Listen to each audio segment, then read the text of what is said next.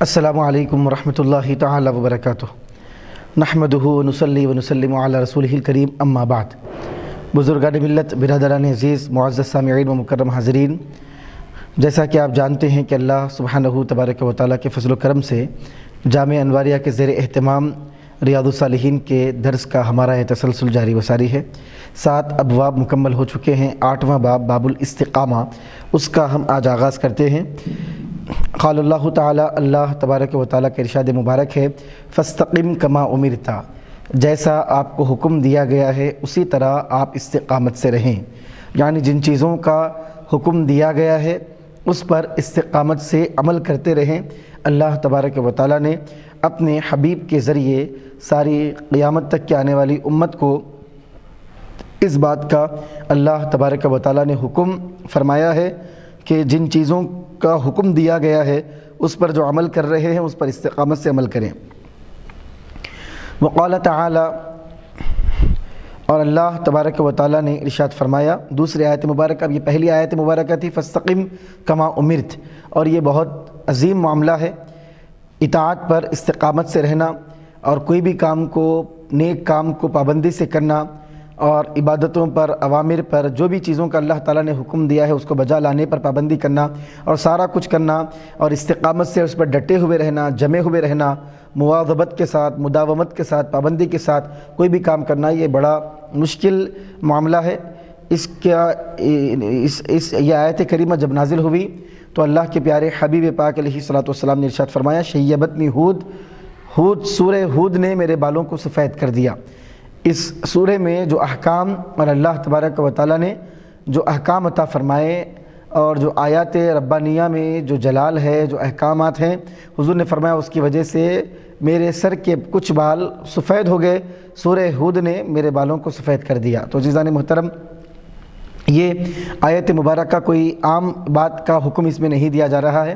یہ آسان معاملہ نہیں ہے کہ نیکیوں پر استقامت کرنا اور احکام پر عمل کرنے میں استقامت کرنا، یہ کوئی آسان چیز نہیں ہے۔ اس پر ڈٹے ہوئے رہنا، جمے ہوئے رہنا اور ثابت قدمی کے ساتھ اس پر عمل کرنا، یہ بہت اہم معاملہ ہے۔ اللہ تبارک و تعالی ہم سب کو شریعت محمدی صلی اللہ علیہ وسلم پر ثابت قدم فرمائیں۔ وقال تعالی، دوسری اللہ تبارک و تعالی نے دوسری آیت مبارکہ ہے، اللہ فرماتا ہے، ان الذین قالوا ربنا اللہ، بے شک وہ لوگ جنہوں نے یہ کہا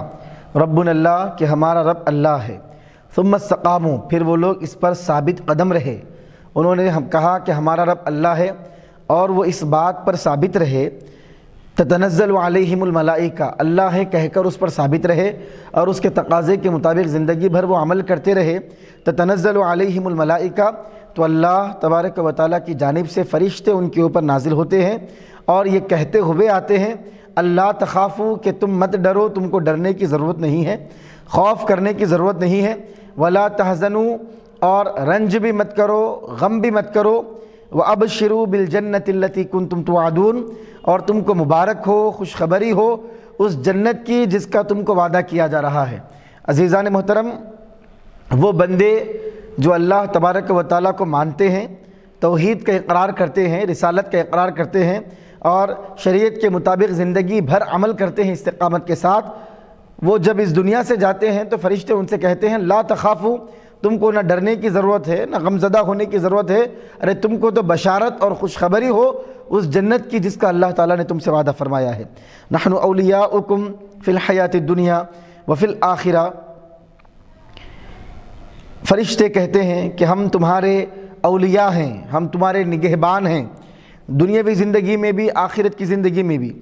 یا دوسرا مطلب اس کا یہ ہے کہ اللہ تبارک و تعالیٰ فرما رہا ہے کہ دنیا اور آخرت میں میں ہی تمہارا ولی اور والی ہوں اور تمہاری حفاظت اور تمہاری نگرانی کرنے والا ہوں۔ وَلَكُمْ فِيهَا مَا تَشْتَهِي أَنفُسُكُمْ وَلَكُمْ فِيهَا مَا تَدَّعُونَ،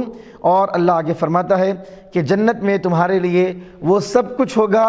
جس کی خواہش تمہارا دل کرے گا، تمہارے نفوس، تمہارے قلوب اور تمہارے دل جس چیز کو چاہیں گے جنت میں وہ چیز تم کو ملے گی۔ وَلَكُمْ فِيهَا مَا تَدَّعُونَ، اور ہر وہ چیز تم کو ملے گی جنت میں جس کو تم مطالبہ کرتے ہو۔ تدعون کے معنی تطلبون کے ہیں، یعنی جس چیز کا تم مطالبہ کرتے ہو اللہ تبارک و تعالیٰ جنت میں تم کو عطا کرے گا۔ نزلا من غفور الرحیم، یہ مہمان نوازی ہوگی، یہ رزق ہوگا اس پروردگار کی جانب سے جو بخشش کرنے والا اور رحم کرنے والا ہے۔ تو عزیزان محترم، یہ آیت مبارکہ میں ہم نے دیکھا کہ جو بندے استقامت کا پیکر بن جاتے ہیں اور جو بندے استقامت کے ساتھ دین پر، شریعت پر، احکام پر عمل پیرا ہو جاتے ہیں، اللہ تبارک و تعالیٰ کس طرح ان کے ساتھ نوازش کا معاملہ فرماتا ہے، ان کو بشارتیں بھی دی جاتی ہیں اور جنت کا وعدہ بھی جو ان کے ساتھ کیا گیا اس کی بشارت بھی ان کو دی جاتی ہے، اور اللہ تبارک و تعالیٰ جنت میں ان کی مہمان نوازی بھی فرماتا ہے، اور ہر وہ چیز جس کے لیے ان کا دل خواہش کرتا ہے جنت میں ان کے پاس وہ چیز موجود ہوگی۔ وقال تعالی، اللہ تبارک و تعالیٰ نے ارشاد فرمایا، ان الذین قالوا ربنا اللہ ثم استقاموا، بے شک وہ لوگ جو کہتے ہیں کہ ہمارا رب اللہ ہے، پھر وہ استقامت کے ساتھ اس پر جمے ہوئے ڈٹے ہوئے رہتے ہیں، فلا خوف علیہم ولا هم يحزنون، نہ ان پر کسی چیز کا خوف ہے اور نہ وہ غمزدہ ہوں گے۔ اولئک اصحاب الجنہ، اللہ فرماتا ہے وہی جنت والے ہیں اور وہی جنت میں جائیں گے، خالدین فیہا، اور ہمیشہ جنت میں رہیں گے، جزاء بما کانوا یعملون، ان کے اعمال اور ان کے نیک کام اور ان کے استقامت کے بدلے کے طور پہ اللہ تبارک و تعالیٰ ان کو جنت عطا فرمائے گا۔ وعن ابی عمرو وقیل ابی عمرة سفیان بن عبد اللہ رضی اللہ عنہ قال، اب یہاں سے احادیث امام نووی رحمۃ اللہ علیہ بیان فرماتے ہیں، قلت، آپ فرماتے ہیں حضرت ابو عمرہ سفیان بن عبداللہ رضی اللہ تعالیٰ عنہ سے روایت فرماتے ہیں، میں نے پوچھا، یا رسول اللہ قل لی فی الاسلام قولا لا اسأل عنہ احدا غیرک، یا رسول اللہ مجھے اسلام میں کوئی ایسی بات بتائیے کہ جس کے بارے میں آپ کے علاوہ کسی کو نہ پوچھوں، آپ ایسی بات بتائیے کہ پھر وہ میرے لیے کافی ہو جائے، تشفی ہو جائے، پھر کسی سے اسلام کے متعلق سوال کرنے کی مجھ کو ضرورت نہ ہو۔ قال، تو نبی کریم صلی اللہ علیہ وسلم نے فرمایا، قل آمنت باللہ ثم استقم۔ اب یہ دیکھیے اللہ کے پیارے حبیب پاک علیہ الصلوۃ والسلام کی زبان مبارک کی جامعیت، اور کس قدر اللہ کے پیارے حبیب پاک علیہ السلام کی زبان مبارک سے نکلنے والے کلمات میں سمندر کی طرح معانی مفاہیم ہوتے ہیں۔ صحابی پوچھنے لگے کہ اسلام میں ایسی بات بتائیے کہ پھر مجھے اسلام کے بارے میں پوچھنے کی ضرورت نہ پڑے۔ حضور نے 2 کلمے ارشاد فرمایا قل آمنت باللہ، تم آمنت باللہ کہو، یہ کہو کہ میں اللہ پر ایمان لایا، ثم استقم، پھر اس پر ثابت قدم ہو جاؤ، یہی کافی ہے۔ تو عزیزان محترم، ایمان لایا کہہ کر اس پر استقامت سے رہنا، اس کا مطلب کیا ہے؟ ایمان کے جتنے تقاضے ہیں اس پر عمل پیرا رہنا، اس پر عمل کرتے رہنا، یہ اس کی استقامت ہے۔ تو عزیزان محترم، تو استقامت کا یہ مفہوم ہے، یہ بڑی اہم چیز ہے۔ اللہ تبارک و تعالیٰ اپنے حبیب کے صدقے میں ہم سب کو دین پر، شریعت پر، احکام پر، اپنی اطاعت پر، عبادتوں پر استقامت عطا فرمائے۔ وعن ابی ہریرہ رضی اللہ عنہ قال، سیدنا ابو ہریرہ رضی اللہ تعالیٰ عنہ سے روایت فرماتے ہیں، قال رسول اللہ صلی اللہ علیہ وسلم، اللہ کے رسول صلی اللہ علیہ وسلم نے فرمایا، قاربوا وسددوا واعلموا انہ لن ینجو احد منکم بعملہ۔ حضور نے فرمایا، اے لوگوں سنو، قاربو، میانہ روی اختیار کرو، غلو بھی مت کرو، حد سے آگے بھی مت بڑھ جاؤ اور ایک دم پیچھے بھی مت آ جاؤ، درمیانی چال چلو، میانہ روی اختیار کرو۔ وسددو، حضور فرماتے ہیں استقامت سے رہو۔ اب اس حدیث مبارک میں بھی اللہ کے پیارے حبیب نے استقامت کا حکم فرمایا، ثابت قدمی سے رہو، استقامت سے رہو، ڈٹے رہو، جمے رہو۔ وعلموا، اور تم اس بات کو اچھی طرح جان لو، ذہن میں، دل و دماغ میں بٹھا لو کہ کوئی بھی آدمی ہرگز اپنی عمل کی بنیاد پر نجات نہیں پائے گا۔ عزیزان محترم، صحیح مسلم شریف کی یہ روایت مبارکہ ہے، یہ نص ہے، صریح نص ہے اس بات پر کہ جنت میں جو بھی جائے گا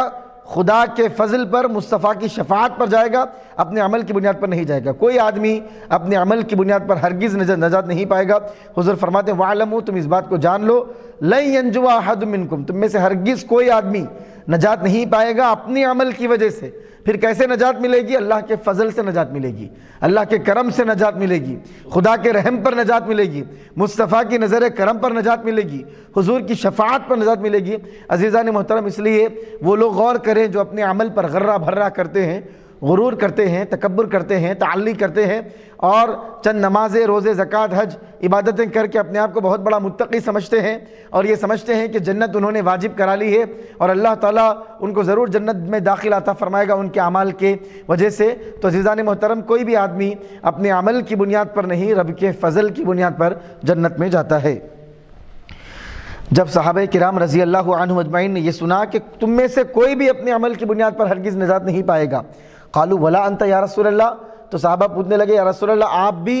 اپنے عمل کی بنیاد پر جنت میں نہیں جائیں گے؟ قال اللہ، تو حضور نے فرمایا لا انا، میں بھی اپنے عمل کی بنیاد پر نہیں، میں بھی خدا کے فضل کی وجہ سے جنت میں جاؤں گا۔ بالکل واضح یہ معاملہ تھا۔ حضور نے فرمایا الا ان یتغمدنی اللہ برحمت منہ وفضل، اے لوگوں سنو، میں بھی اپنے عمل کی بنیاد پر نہیں، اللہ تبارک و تعالیٰ نے مجھے پہلے سے ہی اپنی رحمت اور فضل کی چادر میں اللہ نے مجھے ڈھانپ لیا ہے۔ تو عزیزان محترم، اللہ کے پیارے حبیب نے اپنے بارے میں فرمایا کہ میں بھی نہیں، مگر یہ کہ اللہ تعالیٰ نے مجھ پر یہ کرم فرمایا ہے کہ اللہ تعالیٰ نے مجھے اپنی رحمت اور فضل کی چادر میں ڈھانپ لیا ہے۔ تو عزیزان محترم، یہ استقامت کا باب تھا، یہ مختصر سا باب تھا، یہ مکمل ہوا۔ آگے دوسرا باب شروع ہوتا ہے، باب فی التفکیر فی عظیم مخلوقات اللہ تعالی و فناء الدنیا و احوال الآخرہ۔ باب یہ جو ہے تفکر کے بارے میں ہے، اللہ تبارک و تعالیٰ کے عظیم مخلوق کے بارے میں غور و فکر کرنا، دنیا کے فنا ہونے کے بارے میں، آخرت کی ہولناکیوں کے بارے میں، وسائر امورہما، دنیا اور آخرت کے سارے معاملات کے بارے میں، وتقصیر النفس وتہذیبہا وحملہا علی الاستقامہ، اور یہ باب نفس کی کوتاہیوں کے بارے میں اور نفس کی اصلاح کے بارے میں، اور نفس کو اور اپنے آپ کو استقامت پر ابھارنے اور استقامت کی ترغیب دینے اور استقامت اور ثابت قدمی کی طرف اپنے آپ کو لانے کے متعلق یہ باب ہے۔ قال اللہ تعالی، اللہ تبارک و تعالیٰ کا ارشاد مبارک ہے، انما اعظکم بواحدہ ان تقوموا للہ مثنی وفرادا ثم تتفکروا۔ حضور نے اللہ تعالیٰ فرماتا ہے، لوگوں سنو، میں تم کو ایک نصیحت کرتا ہوں کہ تم اللہ تبارک و تعالیٰ کے لیے کھڑے ہو جاؤ، مثنا دو دو بن کے ٹھہر جاؤ، یعنی جماعت در جماعت، اثنین اثنین، دونوں مل کے اٹھو، یا فرادا تنہا تنہا اٹھو، ثم تتفکروا، پھر آسمان اور زمین ساری مخلوق کے بارے میں غور کرو، تم کو معلوم ہوگا کہ ان سب کو پیدا کرنے والا ایک خالق ہے، ایک معبود ہے۔ اللہ تعالیٰ نے فرمایا انما اعظکم بواحدہ، میں تم کو ایک ہی بات کہتا ہوں کہ تم دونوں مل کر تم دونوں مل کر اٹھو، یا تنہا تنہا اٹھو، جماعت در جماعت اٹھو، گروہ در گروہ اٹھو، گروپ بنا کر نکلو، یا تنہا تنہا نکلو۔ نکلنے کے بعد اب تم آسمان زمین ساری کائنات کے بارے میں غور کرنا شروع کرو، تمہیں یہ معلوم ہوگا کہ اس زمین و آسمان اور پوری کائنات کو بنانے والا ایک ہی خالق اور ایک ہی معبود ہے۔ عزیزان محترم، تو اس آیہ مبارکہ میں اللہ تبارک و تعالیٰ نے تفکر، اپنی مخلوق کے بارے میں، جو اللہ تعالیٰ نے جن چیزوں کو پیدا کیا اس میں تفکر کے بارے میں، تدبر کے بارے میں اور اس بارے میں سوچنے کے لیے اللہ تبارک و تعالیٰ نے ہم کو حکم عنایت فرمایا ہے۔ وقال تعالی، اللہ تعالیٰ کا ارشاد مبارک ہے، ان فی خلق السماوات والارض واختلاف اللیل والنہار لآیات لأولی الالباب، اے لوگوں سنو، بے شک آسمان اور زمین کو پیدا کرنے میں اور رات اور دن کے آنے جانے میں لآیات لأولی الالباب، عقل مندوں کے لیے کئی نشانیاں ہیں۔ الذین یذکرون اللہ قیاما وقعودا، ان عقل مندوں کے لیے جو بیٹھتے اٹھتے اللہ کا ذکر کرتے ہیں، وعلی جنوبہم، اور جب وہ لیٹتے ہیں تو اپنے پہلوؤں میں، جب وہ کروٹیں بدلتے ہیں تب بھی اللہ کا ذکر کرتے ہیں۔ وَيَتَفَكَّرُونَ فِي خَلْقِ السَّمَاوَاتِ وَالْأَرْضِ، اور وہ غور و فکر کرتے ہیں آسمانوں کی پیدائش میں، زمین کی پیدائش میں، سارا کچھ غور کرنے کے بعد اللہ تبارک و تعالیٰ کی بارگاہ میں متوجہ ہو کر کہتے ہیں، ربنا ما خلقت هذا باطلا سبحانک فقنا عذاب النار، اے مولا تو نے کسی چیز کو بے فائدہ نہیں پیدا کیا ہے، تیری ذات پاک ہے، ہم کو دوزخ کے عذاب سے تو بچا۔ تو عزیزان محترم، اس آیہ مبارکہ میں بھی تفکر اور تدبر کے معنی ہے۔ وقال تعالی، آگے اللہ تعالیٰ کا اور ایک ارشاد مبارک ہے، افلا ينظرون الى الابل کیف خلقت، اللہ فرماتا ہے کیا لوگ نہیں دیکھتے جو اللہ تعالیٰ کا انکار کرنے والے ہیں، اونٹ کو نہیں دیکھتے، کیف خلقت، اونٹ کو اللہ تعالیٰ نے کیسے پیدا کیا ہے، اونٹ کو کیسے پیدا کیا گیا ہے۔ وإلى السماء کیف رفعت، کیا وہ آسمان کو نہیں دیکھتے، آسمان کو کیسا بلند کیا گیا ہے، بلندی پر رکھا گیا ہے۔ وإلى الجبال کیف نصبت، کیا وہ پہاڑوں کو نہیں دیکھتے، پہاڑوں کو زمین پر کس طرح رکھا گیا ہے، ان کو ٹھہرایا گیا ہے۔ وإلى الأرض کیف سطحت، کیا زمین کو نہیں دیکھتے کس طرح زمین کو بچھونا بنا دیا گیا ہے، زمین کو بچھا دیا گیا ہے۔ فذکر انما انت مذکر، اللہ تعالیٰ نے اپنے حبیب سے کہا، یا اے حبیب آپ نصیحت کریے، آپ ان کو نصیحت کرنے والے ہیں۔ وقال تعالی، آگے اللہ کا ارشاد ہے، افلم یسیروا فی الارض فینظروا، کیا یہ لوگ زمین میں نہیں گھومتے، سیر نہیں کرتے، سفر نہیں کرتے کہ ان کو نظارے دنیا کے نظر آئیں اور ان نظاروں میں غور و فکر کر کے اللہ تبارک و تعالیٰ کی وحدانیت اور اللہ تبارک و تعالیٰ کے ایک ہونے کے دلائل ان کو نظر آئیں اور اس پر وہ یقین کریں۔ والآیات فی الباب کثیرہ، اس باب میں آیات بہت ہیں۔ علامہ امام نووی رحمۃ اللہ علیہ نے کئی آیات مبارکہ، تفکر، تدبر، غور و فکر کے بارے میں کئی آیات لانے کے بعد آپ نے احادیث مبارکہ کا اس میں ذکر نہیں کیا اور فرمایا وَمِنَ الْأَحَادِيثِ الْحَدِيثُ السَّابِقُ، احادیث میں سے ایک سابق میں ایک حدیث گزر چکی جس میں یہ بیان کیا گیا الکیس من دان نفسہ، عقل مند آدمی وہ ہے جو اپنا محاسبہ کرتا ہے، وعمل لما بعد الموت، اور موت کے بعد کی زندگی کے لیے عمل کرتا ہے۔ تو چونکہ اس میں آخرت کا بھی اس میں ذکر تھا تو آخرت کے متعلق بھی امام نووی رحمۃ اللہ نے فرمایا احادیث مبارکہ پیچھے گزر چکے ہیں۔ تیسرا، محاسبہ یعنی حساب لینا، اپنے بارے میں اب غور کرنا، دیکھنا کہ میں کیا کر رہا ہوں۔ 10واں باب کا آغاز ہے باب فی المبادرۃ الی الخیرات وحث من توجہ الخیر علی الاقبال علیہ بالجد من غیر تردد۔ 10واں باب، اس باب کا مطلب کیا ہے؟ المبادرہ الی الخیرات، نیک کاموں کی طرف آگے بڑھنا، تیزی سے نیک کاموں کی طرف جانا اور خیر کے کاموں کی طرف اور اس کو آگے بڑھ کے کرنے کی طرف ابھارنا، اور بغیر کسی پس و پیش کے، بغیر کسی شک کے، بغیر کسی ڈاؤٹ کے ان چیزوں پر عمل کرنا سنجیدگی سے، یہ اس کا باب ہے۔ قال اللہ تعالی، اللہ تبارک و تعالیٰ کے ارشاد مبارک ہے فاستبقوا الخیرات، اے لوگوں تم خیرات کی طرف، نیک کاموں کی طرف ایک دوسرے پر سبقت کیا کرو،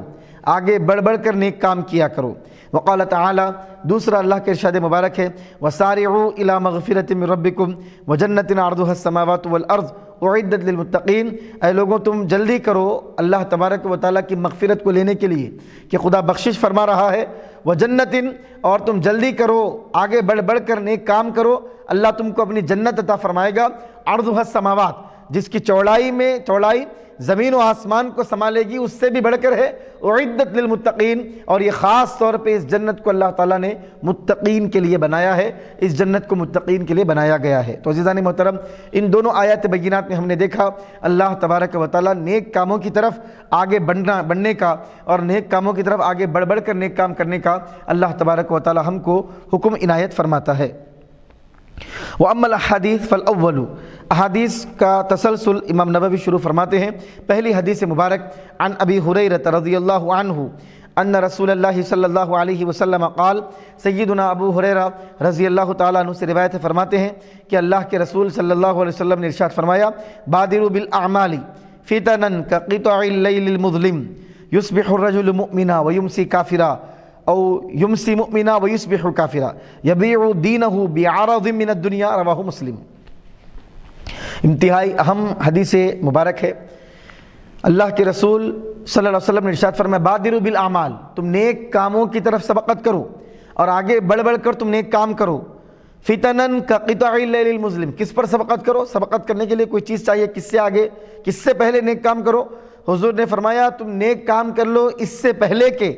ایسے فتنے آ جائیں جو تاریک رات میں چھوٹے چھوٹے ٹکڑوں کی شکل میں نازل ہوں گے، اندھیری رات کے ٹکڑوں کی طرح، یعنی اندھیری رات کے ٹکڑوں کی طرح کب کہا جاتا ہے؟ یعنی انتہائی سخت فتنے، ایسے فتنے جس سے آدمی محفوظ نہیں رہ سکتا ہے، جس کی گمراہی سے اور جس کے اندھیرے سے، جس کی تاریکی سے آدمی باہر نہیں نکل سکتا ہے۔ حضور نے فرمایا ایسے فتنے آنے سے پہلے نیک کام کر لیا کرو۔ ایسے فتنے آئیں گے جس میں آدمی صبح مومن ہوگا، شام ہوتے ہوتے آدمی کافر ہو جائے گا، شام میں مومن رہے گا، صبح ہوتے ہوتے آدمی کافر ہو جائے گا۔ اس قدر تیزی کے ساتھ کفر لوگوں میں پھیل جائے گا، شرک پھیلے گا، بدعقیدگی، بے دینی لوگوں میں پھیلتی چلے جائے گی۔ حضور نے فرمایا ان فتنوں کے آنے سے پہلے نیک کام کر کے اپنے آپ کو جنت کا حقدار بنا لو۔ تو عزیزان محترم، آپ دیکھیں یبیع دینہ بعرض من الدنیا، حضور نے فرمایا ایسا وقت آئے گا کہ آدمی دنیا کی تھوڑی سی مال و متاع کے لیے اپنا دین بیچ دے گا، وہ اپنا ایمان بیچ دے گا۔ لوگ کہیں گے پیسے دیں گے کافر بن جا، وہ کافر بن جائے گا۔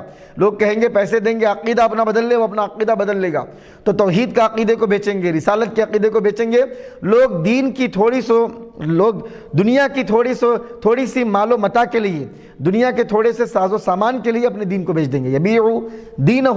جو اپنے دین کو بیچیں گے، بعرض من الدنیا، تھوڑی سی دنیا کے بدلے میں۔ عزیزان محترم، اس حدیث مبارک کی روشنی میں کئی چیزوں کا درس ہم کو حاصل کرنے کی ضرورت ہے۔ دنیاوی پیسوں کے بدلے میں، دنیاوی مال و متاع کے بدلے میں کوئی بھی ایسا دین کا معاملہ عزیزان محترم اس کو بیچنا، یہ چیز اللہ کے پیارے حبیب پاک علیہ السلام نے قیامت کی علامتوں میں سے اور فتنوں میں سے اس کو بتایا ہے۔ قرآن کریم میں بھی اس کی مذمت ہے، احادیث مبارکہ میں بھی اس کی مذمت ہے۔ اور ریٹ فکس کرنا، مختلف چیزیں کرنا، جیسے ہم قرآن کریم کے بارے میں دیکھتے ہیں کہ قرآن لوگ پڑھتے ہیں اور کہتے ہیں قرآن 500 روپے میں، ایک قرآن 1000 روپے میں ہم دیں گے۔ عزیزان محترم، یہ دین کا سودا، قرآن کا سودا ہے، بعرض من الدنیا، تھوڑی سی دنیا کی دولت کے مقابل میں، تھوڑے سے پیسوں کے مقابل میں۔ تو یہ ساری چیزیں، یہ فتنے ہیں، یہ آزمائشیں ہیں، سخت ممانعات ان چیزوں کی احادیث مبارکہ میں بھی ہے، اور قرآن کریم کی بے شمار آیات ربانیہ میں بھی اس قسم کی چیزوں سے اللہ تبارک و تعالیٰ نے ممانعات فرمائی ہے۔ اس کو امام مسلم رحمۃ اللہ علیہ نے روایت کیا ہے۔ الثانی، بیچنے کا مطلب ڈیلنگ کرنا، اور قرآن جو ہے پرنٹ کی شکل میں وہ بیچنا نہیں، قرآن پرنٹ کی شکل، قرآن بنا کر پرنٹ کی شکل میں بیچنا وہ مراد نہیں ہے۔ قرآن پڑھنا، قرآن لوگوں کو کہنا کہ میں پڑھوں گا، یا لوگ کہیں گے کہ آپ قرآن پڑھیں گے تو کتنے میں، اس کو ایک کاروبار کے انداز میں بنا لینا، دین کے معاملات کو اور پہلے سے فکس کرنا، دین کے معاملات، دین کا کام وہ خالصتاً جو اللہ تبارک و تعالیٰ کا ذکر ہے، خالصتاً جو چیز ذکر ہے، ذکر خدا ہے، ان چیزوں کا کاروبار کرنا، ان چیزوں کی تجارت کرنا، یہ بھی دین کو بیچنے میں آتا ہے۔ بعرض من الدنیا، تھوڑے سے دنیا کے بدلے میں یہ بھی چیز دین کو بیچنے میں آتی ہے۔ تو عزیزان محترم، ان چیزوں سے بھی پرہیز کرنے کی ضرورت ہے۔ عن ابی سروعۃ بکسر السین، عن ابی سروعۃ بکسر السین المہملۃ وفتحها، دونوں طرح سے اس کو پڑھ سکتے ہیں، سروعہ، سروعہ۔ عقبہ بن حارث رضی اللہ تعالیٰ عنہ سے روایت فرماتے صلیت وراء النبی صلی اللہ علیہ وسلم بالمدینہ العصر، آپ فرماتے ہیں کہ میں اللہ کے پیارے حبیب پاک علیہ الصلوۃ والسلام کے پیچھے مدینہ منورہ میں عصر کی نماز میں پڑھا، فسلم، نبی کریم صلی اللہ علیہ وسلم نے سلام پھیرا، ثم قام مسرعا، اور تیزی سے اللہ کے پیارے حبیب پاک علیہ السلام کھڑے ہوئے، فتخطى رقاب الناس، لوگوں کی گردنوں کو پھلانگتے ہوئے مصطفیٰ آگے بڑھے، الی بعض حجر نسائہ، اپنے ایک حجر مبارکہ کی طرف، فزع الناس من سرعته، لوگ ڈر گئے، گھبرا گئے، صحابہ جو بیٹھے ہوئے تھے، اس قدر تیزی سے نبی کریم صلی اللہ علیہ وسلم کیوں گئے؟ فخرج علیہم، جانے کے بعد پھر اللہ کے پیارے حبیب پاک علیہ السلام تشریف لائے، فرآ انہم قد عجبوا من سرعته، آ کر نبی کریم صلی اللہ علیہ وسلم نے یہ ملاحظہ فرمایا کہ آپ کی تیزی کی وجہ سے وہ حیران اور پریشان ہے کہ کیا امر لاحق تھا، کیا معاملہ درپیش ہوا جس کی وجہ سے اس قدر تیزی سے مصطفیٰ اپنے مقام سے اٹھے اور گردنوں کو پھلانگتے ہوئے اپنے حجرے میں داخل ہوئے۔ پھر واپس آئے، قال، حضور نے فرمایا، ذکرت شیئا من تبر عندنا، میں نماز جیسے ہی ختم ہوئی تو مجھے اچانک یاد آیا کہ سونے کا ایک ڈلہ ہمارے گھر میں رہ گیا تھا۔ ذکرت شیئا من تبر عندنا، سونے کا ڈلہ بھی نہیں، حضور نے فرمایا سونے کے ڈلے کا کچھ حصہ، سونے کے ڈلے کا کچھ حصہ ہمارے گھر میں رہ گیا، مجھے وہ یاد آیا، فکرہت ان یحبسنی فامرت بقسمتہ، تو مجھے یہ بات ناگوار گزری کہ ایک نماز کا وقت بھی گزرے اور میرے پاس سونے کا ڈلے کا کچھ حصہ بھی رہے، میں نے فوری میں گیا اور میں نے اس کو تقسیم کرنے کا حکم دے دیا۔ حضور نے فرمایا میں نے اس کو صدقہ کرنے کا، اس کو خیرات کرنے کا میں نے حکم دے دیا، فامرت بقسمتہ۔ تو عزیزان محترم، آپ دیکھیں کہ خیر کے کاموں کی طرف جلدی کرنا، مسابقت کرنا، نیک کاموں کی طرف تیزی کرنا، یہ کس طرح اس حدیث مبارک سے بھی ہم کو عملی طور پہ اللہ کے پیارے حبیب پاک علیہ السلام نے اس کو سمجھایا ہے۔ وفی روایت لہ، اور ایک روایت میں، کنت خلفت فی البیت تبرا من الصدقہ فکریہت ان ابیتہ،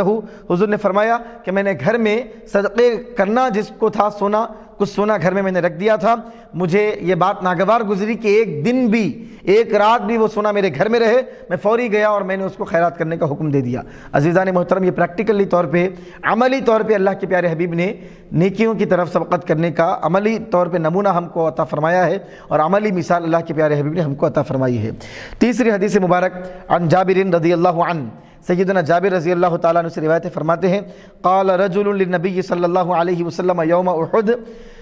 ایک صاحب اللہ کے پیارے حبیب پاک علیہ الصلوۃ والسلام سے احد کے دن یہ عرض کرنے لگے، ارأیت ان قتلت فأین انا،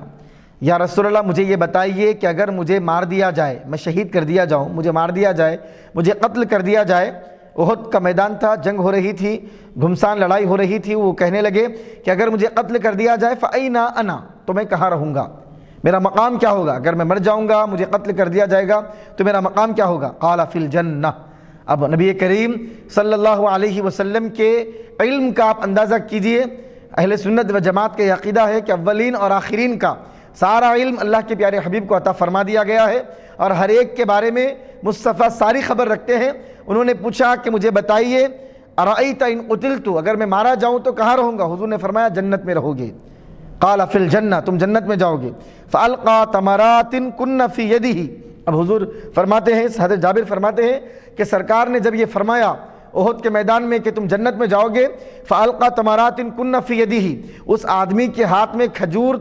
تھے، وہ سارے کھجوروں کو اس نے پھینک دیا۔ ثم قاتل، پھر وہ لڑنے لگا، کفار و مشرکین سے ٹکرانے لگا، حتیٰ قتل، یہاں تک کہ وہ صاحب شہید ہو گئے، اور اللہ تبارک و تعالیٰ کے زبان مبارک کے کلمات کی برکت سے وہ جنت میں پہنچ گئے۔ عزیزان محترم، یہ شان یہاں پر اللہ کے پیارے حبیب پاک علیہ الصلوۃ والسلام کا علم کا بھی ہم کو اندازہ ہوا کہ اللہ کے پیارے حبیب پاک علیہ الصلوۃ والسلام نے کس قدر مستقبل کی بات اللہ کے پیارے حبیب نے بتائی۔ عزیزان محترم، نیتوں کو بھی مصطفیٰ جانتے ہیں، دلوں کے اسرار کو مصطفیٰ جانتے ہیں۔ کسی کا بھی مرنا، یہ ہر موت شہادت نہیں ہوتی ہے۔ شہادت کے لیے خدا کی بارگاہ میں رضا چاہیے، اخلاص چاہیے، للہیت چاہیے۔ نبی کریم صلی اللہ علیہ وسلم وہ شخص اور وہ صحابی کے زبان سے نکلنے والے کلمات کو ہی نہیں دیکھ رہے تھے، ان کے کلمات کے اندر اور ان کے دل میں جو واقعتاً جذبہ تھا اللہ کی راہ میں شہید ہو جانے کا، حضور نے اس کو بھی ملاحظہ فرمایا۔ فوری حضور نے فرمایا کہ جو راہ خدا میں اخلاص کے ساتھ شہید ہوتا ہے، اللہ اس کو جنت عطا فرما دیتا ہے۔ تو صرف زبان مبارک سے نکلنے والے کلمات ہی نہیں، حضور پاک علیہ الصلوۃ والسلام کی شان یہ ہے کہ دل کے ارادوں کو بھی حضور جانتے ہیں، دل کی کیفیتوں اور اسرار کو بھی حضور جانتے ہیں۔ الرابع، چوتھی حدیث مبارک، عن ابی ہریرہ رضی اللہ عنہ قال، سیدنا ابو ہریرہ رضی اللہ تعالیٰ عنہ سے روایت ہے، فرمایا جاء رجل الی النبی صلی اللہ علیہ وسلم، ایک صاحب اللہ کے پیارے حبیب پاک علیہ الصلوۃ والسلام کی بارگاہ میں حاضر ہوئے۔ فقال یا رسول اللہ، آ کر عرض کرنے لگے، یا رسول اللہ، ای صدقۃ اعظم اجرا، کون سا صدقہ اجر کے اعتبار سے بہت بڑا ہے، کون سے صدقے میں زیادہ اجر ملے گا، زیادہ ثواب ملے گا؟ قال، تو نبی کریم صلی اللہ علیہ وسلم نے ارشاد فرمایا، ان تصدق وانت صحیح شحیح تخشى الفقر وتأمل الغنى ولا تمهل حتى اذا بلغت الحلقوم قلت لفلان كذا ولفلان كذا وقد كان لفلان۔ حضور پاک علیہ الصلوۃ والسلام نے فرمایا کہ تو صدقہ کرے وانت صحیح، تو صحت کے عالم میں ہو اور تندرست ہو، تو بیمار نہ ہو، شحیح تخشى الفقر، اور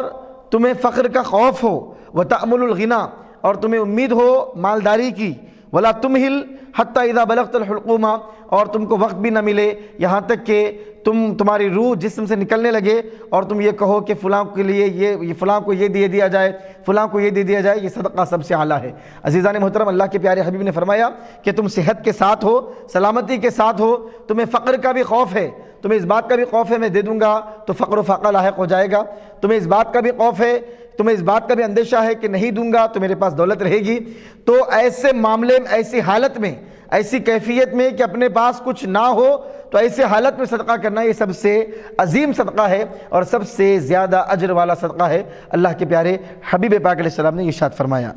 سبحان اللہ، سبحان اللہ۔ پانچویں حدیث مبارک، عن انس رضی اللہ عنہ ان رسول اللہ صلی اللہ علیہ وسلم اخذ سیفا یوم احد فقال، نبی کریم صلی اللہ علیہ وسلم نے تلوار کو پکڑا احد کے دن، فقال، اور فرمانے لگے، من یأخذ منی ھذا، یہ تلوار میرے ہاتھ سے کون لے گا؟ تلوار کو حضور نے پکڑا، اسلام کے لیے شہید ہونے کی ضرورت تھی، اسلام کے لیے قربانیاں پیش کرنے کی ضرورت تھی۔ ہمت افزائی کرتے ہوئے، حوصلہ افزائی کرتے ہوئے حضور نے آواز دی، فرمایا، من یأخذ منی ھذا، یہ تلوار میرے ہاتھ سے کون لے گا؟ فبسطوا ایدیہم، سارے اپنے ہاتھوں کو پھیلانے لگے اور فرمانے لگے، یا رسول اللہ، ہمیں تلوار دیجیے، ہمیں تلوار دیجیے۔ کل انسان منہم یقول، ان میں سے ہر آدمی یہ کہتا تھا، انا انا انا انا، مجھے دیجیے، مجھے دیجیے۔ قال فمن یأخذہ بحقہ، حضور نے فرمایا تلوار لینا ہی نہیں ہے، اس کا حق بھی ادا کرنا ہے۔ کون لے کر اس کا حق ادا کرے گا؟ فاحجم القوم، تو سارے لوگوں نے اپنے ہاتھوں کو روک لیا۔ فقال ابو دجانہ، حضرت ابو دجانہ رضی اللہ تعالیٰ عنہ کھڑے ہوئے اور انا آخذہ بحقہ، آپ نے فرمایا، یا رسول اللہ، میں تلوار کو بھی لوں گا، اس کا حق بھی ادا کروں گا۔ فاخذہ ففلق بہ، حام المشرکین، آپ نے اس کو پکڑا اور عزیزان محترم مشرکین کے کئی کھوپڑیوں کو آپ نے اس تلوار سے اڑا دیا۔ تو یہ نیکیوں کی طرف سبقت کرنا، اور جنگ کے موقع پر ضرورت تھی اسلام کو قربانیوں کی، ضرورت تھی اسلام کو کفر سے، شرک سے، کافروں سے، مشرکوں سے ٹکرانے کی، تو وہاں پر نیک کام کی طرف آگے بڑھنا تھا۔ عزیزان محترم حضرت ابو دجانہ نے فرمایا میں تلوار لوں گا بھی اور آگے بھی بڑھوں گا اور اس کا حق ادا کروں گا، اور آپ نے اس کا حق ادا فرمایا۔ چھٹویں حدیث مبارک عن زبیر بن عدی، زبیر بن عدی رضی اللہ تعالیٰ عنہ سے روایت ہے، فرمایا اتینا انس بن مالک رضی اللہ عنہ فشکونا الیہ ما نلقى من الحجاج، ہم حضرت انس بن مالک رضی اللہ تعالیٰ عنہ جو حضور کے خادم ہیں، 10 سال تک جنہوں نے نبی کریم صلی اللہ علیہ وسلم کی خدمت کا شرف حاصل کیا، ہم ان کی خدمت میں آئے، فشکونا الیہ، اور ہم آ کر ان کے پاس شکایت کرنے لگے حجاج کی سختیوں کا۔ حجاج بڑا سخت ہے اور بڑی شدتیں اور بڑا ظلم، بڑی زیادتی ہمارے اوپر کرتا ہے، یہ سارا کچھ اور ساری شکایتیں ہم حجاج کی حضرت انس کی بارگاہ میں کرنے لگے۔ فقالا، تو سیدنا انس بن مالک رضی اللہ تعالیٰ عنہ نے ارشاد فرمایا اسبروا، تم صبر کیا کرو، صبر کرو، فإنه لا يأتي زمان الا والذی بعدہ شر منہ حتی تلقوا ربکم، اور یہ سنو کہ زمانہ جیسے جیسے آگے بڑھتے جائے گا، کوئی بھی زمانہ، کوئی بھی وقت جیسے جیسے آگے بڑھتا جائے گا، ہر وقت آئندہ آنے والے وقتوں میں ایک سے بڑھ کر ایک بدبخت آئے گا، اور ایک سے بڑھ کر ایک شریر آئے گا، اور ایک سے بڑھ کر ایک خباثتیں ہوں گی، حتی تلقوا ربکم، یہاں تک کہ تم اپنے رب سے ملاقات کرو گے۔ حضرت انس نے فرمایا کہ زمانہ جیسے جیسے گزرتے جائے گا خباثتیں پیدا ہوں گی، جیسے جیسے گزرتا جائے گا زمانہ شر پھیلے گا، جیسے جیسے گزرے گا فتنے ہوں گے، ظلم و زیادتی بڑھتے جائے گی، تشدد اور جبر و جبروت، یہ ساری چیزیں، جبریت، تشدد کرنا، تعصب کرنا، لوگوں پہ ظلم کرنا، قتل و غارت گیری کرنا، زیادتی کرنا، یہ ساری چیزیں قیامت تک اضافہ ہوتے ہی جائیں گے۔ ہر آنے والا وقت پچھلے وقت سے زیادہ ظلم والا ہوگا، زیادہ زیادتی والا ہوگا، یہ آپ نے فرمایا ہے۔ تو عزیزان محترم، حتی تلقوا ربکم سمعتہ من نبیکم صلی اللہ علیہ وسلم، آپ فرماتے ہیں کہ میں نے تمہارے نبی سے یہ سنا ہے کہ ہر آنے والا وقت پچھلے وقت سے برا بن کر قیامت تک آئے گا، یہاں تک کہ تم اپنے رب سے ملاقات کر لو گے۔ عزیزان محترم، اس حدیث مبارک میں بھی یہی بات اسبروا، آپ نے فرمایا تم صبر کیا کرو اور نیک کام کرتے رہو کیونکہ رب سے تم کو ملاقات کرنا ہے۔ تو یہاں بھی بادروا بالاعمال، نیک کاموں کی طرف سبقت کرنے کا حکم دیا گیا ہے۔ 7ویں حدیث مبارک، رب سے ملاقات کرنے سے مراد کیا؟ یعنی انتقال کر جانا۔ جی، انتقال کر جانا کا مطلب یہ ہے کہ کیا اس کا قتل کر دیا جائے گا یا وہ فطری موت مرے گا؟ اس میں دو بھی معنی مراد ہو سکتے ہیں، رب کی ملاقات دونوں صورتوں میں بھی ہو سکتی ہے، شہادت ہو تو بھی رب کی ملاقات ہوتی ہے، یا فطری موت بھی آدمی مرے تو وہ بھی وصال ہے، اللہ تبارک و تعالیٰ سے وصال ہی اس کو کہتے ہیں، انتقال کے معنی یہاں پر مراد ہیں۔ السابع عن ابی ہریرہ رضی اللہ عنہ، سیدنا ابو ہریرہ رضی اللہ تعالیٰ سے روایت ہے، فرماتے ہیں ان رسول اللہ صلی اللہ علیہ وسلم قال، اللہ کے رسول صلی اللہ علیہ وسلم نے ارشاد فرمایا بادروا بالاعمال السبع، 7 چیزوں کے آنے سے پہلے نیک کام کیا کرو، نیک کاموں کی طرف سبقت کیا کرو 7 چیزوں سے پہلے۔ هل تنتظرون الا فقرا منسیا، حضور نبی کریم صلی اللہ علیہ وسلم نے فرمایا کہ نیک کام کرنے کے لیے کس چیز کا انتظار کر رہے ہو؟ کیا تم چاہتے ہو کہ ایسے فقیر بن جاؤ کہ وہ فقر اور محتاجی تم کو ہر چیز سے غافل کر دے؟ عزیزان محترم، دنیا میں فقر و فاقہ ایک ایسی چیز ہے، ہر بڑی سے بڑا ذکر عبادت سے بندے کو غافل کر دیتا ہے۔ کھانے کے لیے بندے کے پاس کھانا نہ ہو، پانی نہ ہو، کپڑے نہ ہو، لباس نہ ہو، کچھ بھی نہ ہو تو بندے کو کوئی توجہ عبادت کی طرف، زہد کی طرف، تقوی کی طرف نہیں ہوتی ہے۔ حضور نے فرمایا اب عبادت نہیں کرو گے تو کب کرو گے؟ اعمال کی طرف سبقت اب نہیں کرو گے تو کب کرو گے؟ کیا تم اس بات کا انتظار کرتے ہو کہ فقیر بن جاؤ اور اس کے بعد تم کو موقع ہی نہ ملے نیک کام کرنے کا؟ قبل اس کے کہ تم فقیر بن جاؤ اس سے پہلے نیک کام کیا کرو،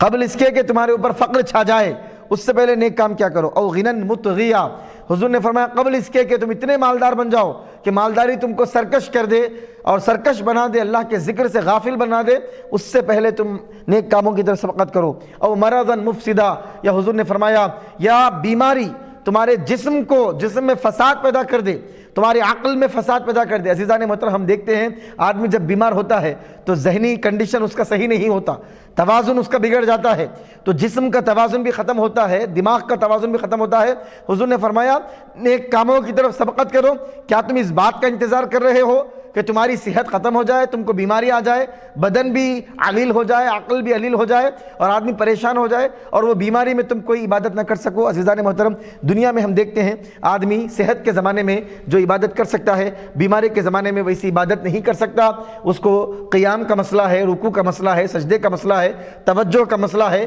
صحت کا مسئلہ ہے، سارے مسائل اس کو درپیش ہو جاتے ہیں۔ عقل کے توازن کا مسئلہ ہے، یہ سارے مسائل ہیں۔ تو حضور نے فرمایا کیا انتظار کرتے ہو کہ تم کو بیماری لاحق ہو جائے؟ جب جا کے نیک اعمال کرو گے تو حضور نے فرمایا فقر سے پہلے نیک اعمال کرو، اور ایسی مالداری جو تم کو سرکش بنا دے اس سے پہلے نیک اعمال کی طرف سبقت کرو۔ بیماری سے سرکشی کا مطلب ایسا آگے بڑھ جانا کہ نیک کام نہیں کرنا اور پوری گناہوں میں پڑ جانا، گناہوں کی طرف چلے جانا، اللہ کے احکام کی خلاف ورزی کرنا۔ وَأَوْ حَرَمًا مُفْنِدًا، حضور نے فرمایا ایسا بڑھاپا جس میں لوگ کہیں کہ سٹیا گئے ہو،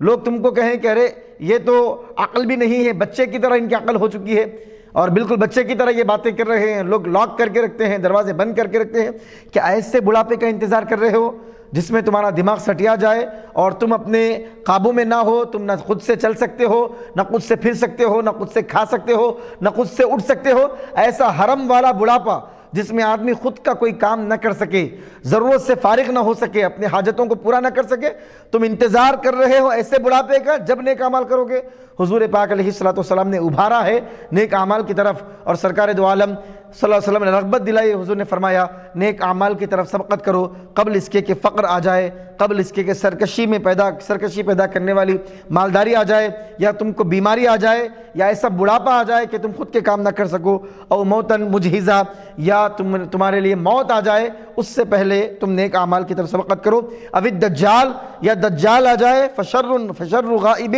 ينتظر، حضور نے فرمایا کہ دجال آئے جب نیک کام کرو گے، وہ ایسا بدبخت ہے جو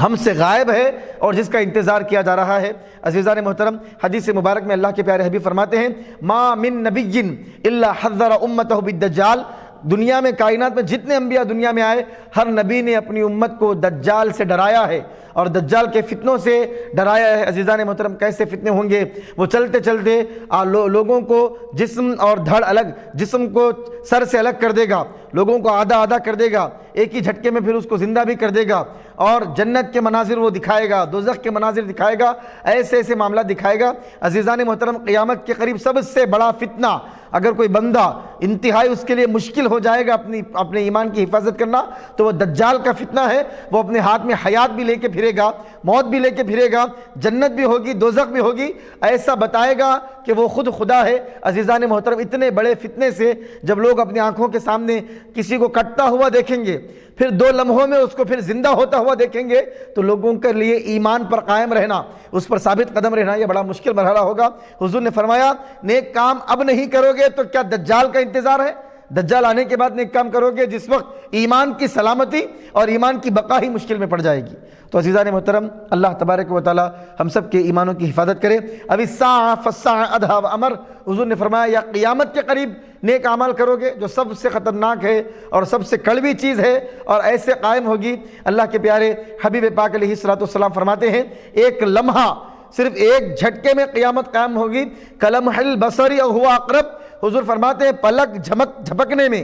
جتنا وقت لگتا ہے اس سے بھی زیادہ قریب تر مدت میں دنیا پوری فنا ہو جائے گی، کوئی چیز دنیا میں باقی نہیں رہے گی۔ عزیزان محترم، اس قدر تیزی کے ساتھ اور شدت کے ساتھ قیامت برپا ہوگی اور اتنی توجہ بھی کسی کو نہیں ہوگی۔ عزیزان محترم، اس قدر اتنی تیزی کے ساتھ قیامت دنیا میں برپا ہوگی۔ تو حضور نے فرمایا کیا ان چیزوں کا تم انتظار کر رہے ہو؟ سرکار نے فرمایا نیک اعمال کی طرف سبقت کرو قبل اس کے کہ یہ 7 چیزیں تم کو لاحق ہو جائیں۔ عزیزان محترم، یہ بہت بڑی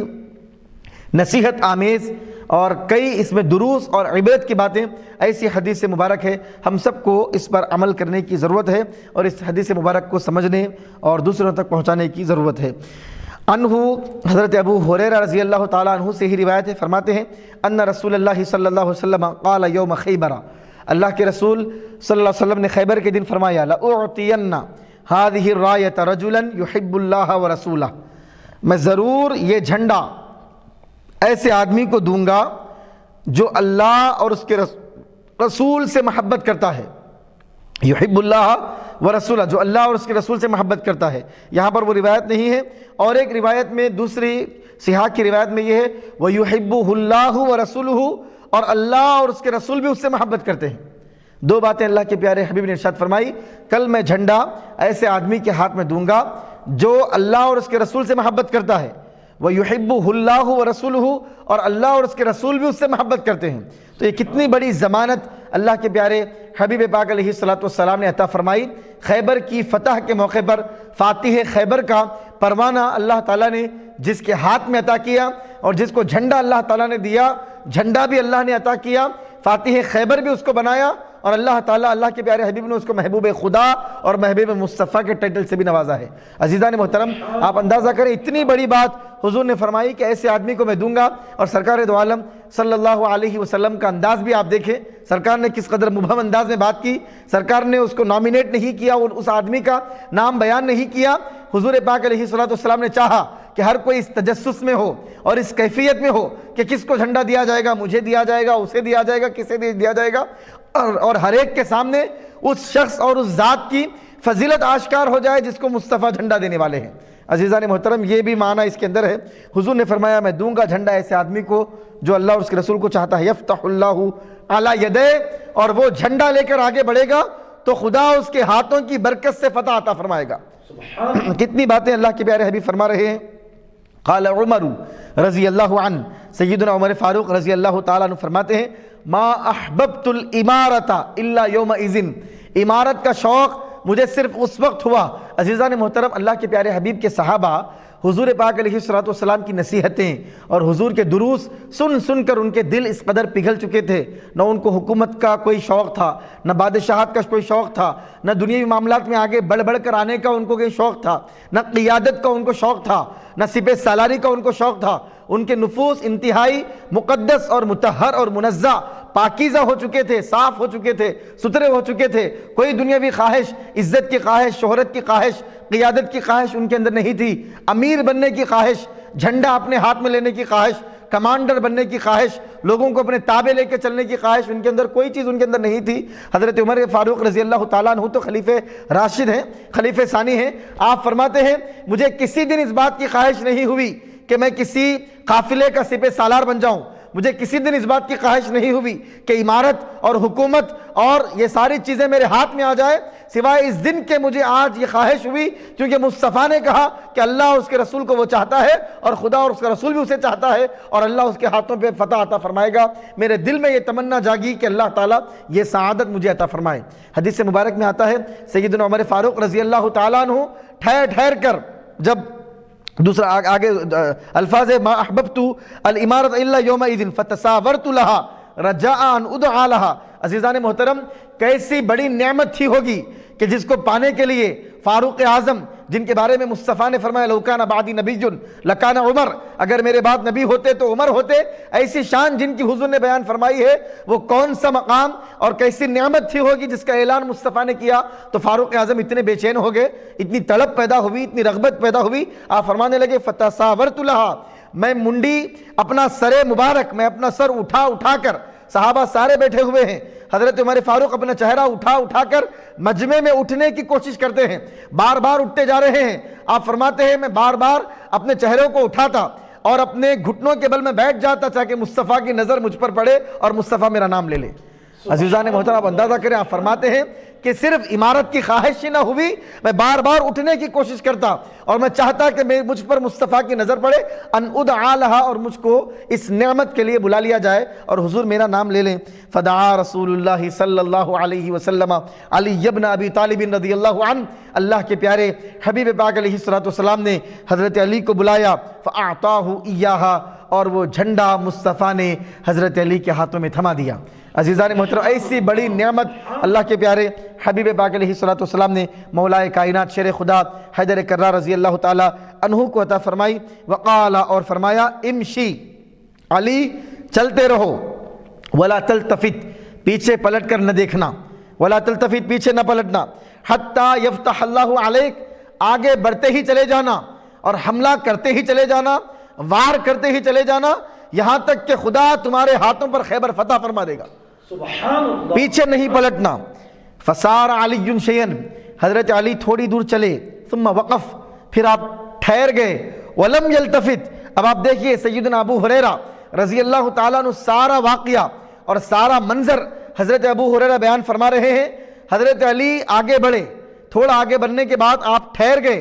ولم یلتفت، لیکن مڑ کر مصطفیٰ کی طرف نہیں دیکھا۔ حضور کے حکم کی اس قدر اطاعت کی تھی کہ مصطفیٰ نے کہا نہیں پلٹنا، مولا علی نہیں پلٹے، اپنی جگہ ٹھہر کر ہی مصطفیٰ سے سوال کیا۔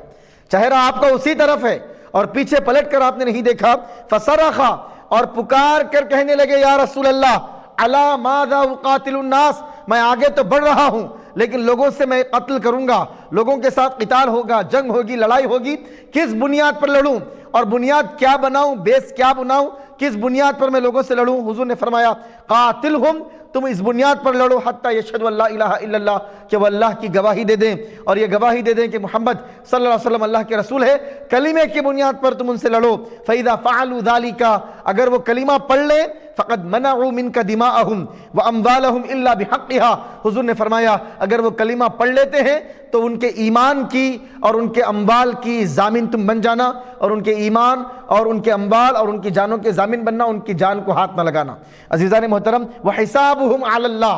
اگر وہ کلمہ پڑھ لیں گے تو ان پر وار کرنا تمہارے لیے جائز نہیں ہے، ان کی دولت کو لینا تمہارے لیے جائز نہیں ہے، ان کا جو بھی حساب ہوگا وہ اللہ کے ذمہ ہوگا۔ عزیزان محترم، آپ دیکھیں حدیث مبارک میں اللہ کے پیارے حبیب نے فرمایا لا تلتفت،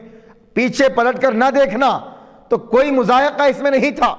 تھوڑی دور ہی آپ آگے بڑھے تھے، پیچھے پلٹتے تو ابھی حضور کا حکم شروع ہوا تھا، ابھی میدان میں آپ داخل بھی نہیں ہوئے تھے، ابھی معرکہ شروع بھی نہیں ہوا تھا، ابھی جنگ بھی شروع نہیں ہوئی تھی، ابھی آگے بڑھ رہے ہیں۔ پیچھے پلٹ کر حضور کے پاس آ کے پوچھ کر جاتے یا رسول اللہ کس چیز کی بنیاد پر میں ان سے لڑوں، تو اس میں کوئی حرج نہیں تھا، کوئی مشقت نہیں تھی، لیکن حضور نے فرمایا پیچھے نہیں پلٹنا۔ مولا کائنات کے دل و دماغ پر یہ بات بیٹھ گئی کہ پیچھے نہیں پلٹوں گا۔ اس قدر حضور پاک علیہ الصلوۃ والسلام کے زبان مبارک سے نکلنے والے کلمات کی اطاعت اور اتباع صحابہ فرماتے تھے۔ عزیزان محترم، یہ مقامات رفیعہ، یہ بلند مقامات یوں ہی ان کو نہیں ملے۔ اللہ کے پیارے حبیب نے حضرت علی کے بارے میں فرمایا کہ وہ بندہ ہے جسے خدا بھی چاہتا ہے، مصطفیٰ بھی چاہتے ہیں، وہ محب خدا ہے، محبوب خدا بھی ہے، وہ محب مصطفیٰ ہے، محبوب مصطفیٰ ہے۔ اتنے اعلیٰ مقامات مصطفیٰ نے دیے تو کوئی معمولی ہستی نہیں ہے۔ حضور نے فرمایا لا تلتفت، نہیں پلٹنا، تو آپ پلٹے نہیں، وہیں پر ٹھہر کر چہرہ اسی طرف رکھ کے حضور سے پوچھنے لگے کس بنیاد پر میں لوگوں سے لڑوں گا۔ عزیزان محترم، یہ آداب بارگاہ مصطفیٰ اور حضور کے بارگاہ کی اتباع اور اطاعت کا اس قدر جذبہ صحابہ کرام رضی اللہ عنہم اجمعین کے ذوات قدسیہ میں تھا۔ اس میں نیکیوں کی طرف سبقت کرنا، چونکہ باپ نیکیوں کی طرف سبقت کرنے کا تھا تو حضرت عمر فاروق رضی اللہ تعالیٰ سبقت کرتے جا رہے تھے۔ بار بار آپ کی یہ خواہش تھی کہ اللہ کے پیارے حبیب یہ نعمت اور یہ دولت مجھے عطا فرما دیں اور یہ شرف مجھے عطا فرما دیں۔ عزیزان محترم، نیکیوں کی طرف اور آخرت کے معاملات کی طرف اسی طرح سبقت کرنے کا حکم دیا گیا ہے جس طرح ہم نے حدیث مبارک میں ملاحظہ فرمایا۔ اللہ تبارک و تعالیٰ سے دعا ہے مولا جو بھی احادیث مبارکہ ہم نے سننے سنانے کا شرف حاصل کیا ہے اس پر عمل کرنے کی ہم کو توفیق عطا فرما، تڑپنے پھڑکنے کی توفیق دے، دل مرتضیٰ سوز صدیق دے، قوت عشق سے ہر پست کو بالا کر دے، دہر میں اسم محمد سے اجالا کر دے۔ وآخر دعوانا ان الحمدللہ رب العالمین وما علینا الا البلاغ۔